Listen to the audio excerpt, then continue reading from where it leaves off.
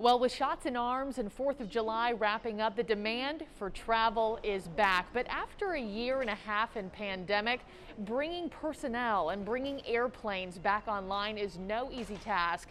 And we traveled to Southern California, which has been home base to hundreds of wings in waiting. Just north of San Bernardino, on the outskirts of the Mojave Desert, lies Victorville. And it's a beacon for aircraft enthusiasts. It's funny, like seeing a celebrity for the first time when you're a true aviation fan.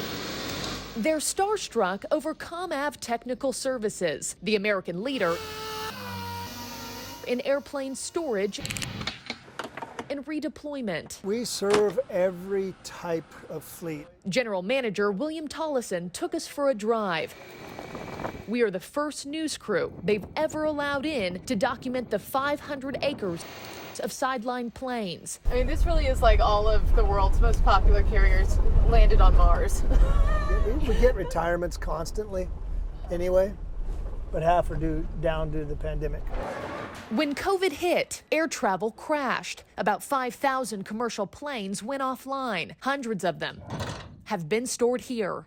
We were up over 500 aircraft. This was actually very similar to 9/11 for us when you get the call, hey, you know, we have a lot of aircraft, we need to make sure they go somewhere. Lisa Christine is a director for ComAv, whose runways are now full of the world's most traveled carriers and notorious planes, including the tainted 737 MAX that was housed here during its grounding. You don't like calling this a boneyard. No. This is not a boneyard of aircraft. No, you know, it's a common misconception.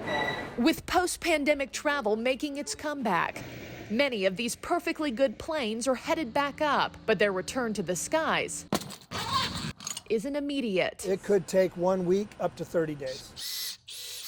Rigorous maintenance checks have to be completed, not to mention the training for airline personnel. You would go through the airports, there was nobody there. Buck Roger is a captain for one of the world's top carriers. He wasn't furloughed in 2020, but the pilot predicts he'll have to switch planes since international travel remains dormant. I'll have to go to school and get retrained, and there's a pipeline and there's a backup there. And it's not just at my airline, it's at all the. After the bumpy ride that was 2020, Aviation is coming back to life. crews are preparing for takeoff. We want to see these aircraft flying, 100%.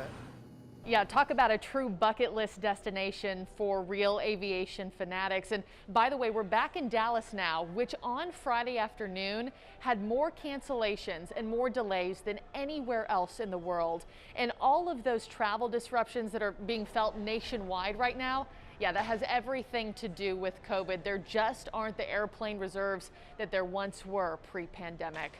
Marnie.